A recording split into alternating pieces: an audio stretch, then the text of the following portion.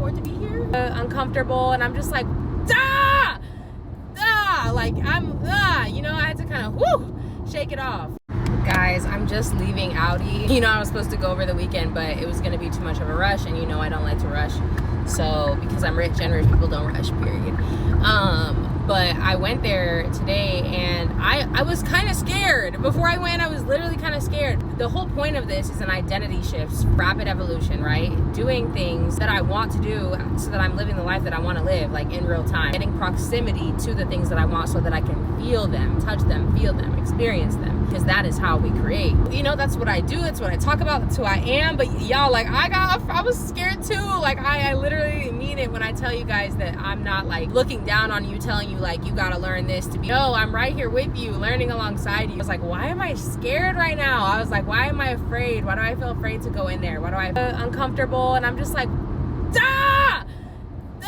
like I had to kind of shake it off. It's also really cool because then like I went in, it was cool. The guy, like, at first he was kind of like, what's up? Like, from my perspective, I feel like, can you afford this? Can you afford to be here?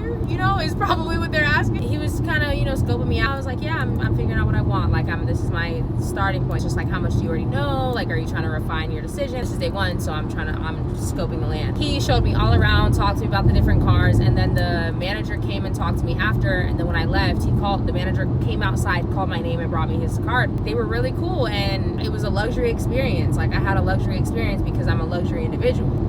You know what I mean? But when I got in my car, it was really cool to think like, oh, I was afraid to go in there. Like, why?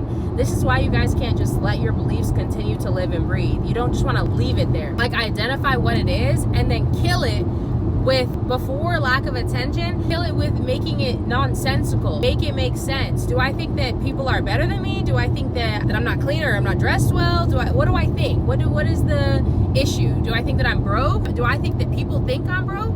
Do I think that people think I can't afford to be in this space? Do you know what I mean? Like, like, what is the fear rooted in? Whenever you guys feel fear, whenever we feel fear, this is a everybody thing, we have to just not just let it continue to breathe like wholeheartedly. We have to say, what am I afraid of right now, and what belief is that rooted in? Start to look for it, and sometimes it just doesn't make any sense. Like, no, I have zero reason to be afraid of this. Or you find it, and you're like, yeah, I do kind of believe that. And you're like, but where did I get that belief? Where did that come from? How long have I been believing that? When did I start believing that? Who told me that? Most importantly, more important than any of those questions, does that belief support the reality that I'm creating right now? That question matters most, because regardless of who you got it from, regardless of how long you've been thinking it, regardless of how consistent it's been, regardless of how much evidence you have that belief is true, the most important question, does this belief support the reality that I'm creating right now? It definitely supports the reality that you've already created. If you think you're broke and you think that money's hard to come by, you hate the rich and you hate people with a lot of money, but somehow you want to be able to survive and everything's mixed up and those are the things that you're thinking, then yeah, absolutely, of course it's showing. The evidence is showing in your life. Guess what? If you change the way you think and you start thinking something else, that will also show evidence in your life. This isn't like a blame game or like you're here to be punished, welcome to hell. Like, no, welcome to heaven, because you can create anything that you want. It's literally all up to you. You can be or do or have anything. Nothing is off limits to you. Welcome to heaven. Like, literally anything is yours. Anything that you want is yours. That's the magic of it. That's the magic of being here. Is that, okay, if you don't like what you have right now, if what you think controls what you believe, and what you believe controls how you act, and how you act controls what you create, and you're looking at what you've created and you don't like it at all, like, okay, yeah, like, it sucks, a little boo-hoo, but also it's really cool to know that you created it, because that means you can create something different.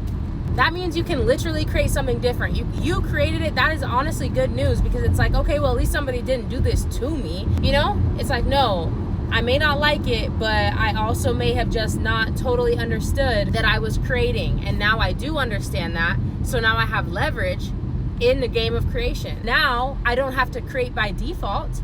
Now that I get it, and then I kind of have a hint that, like, this is my game and I make it, and this movie's all about me, and I can choose whatever I want. My only work is to feel good, and I only have to point in the direction of what I want. I don't have to do anything else. Oh, like, now that I'm back to that, let me really play. It's a good thing. Go get what you want.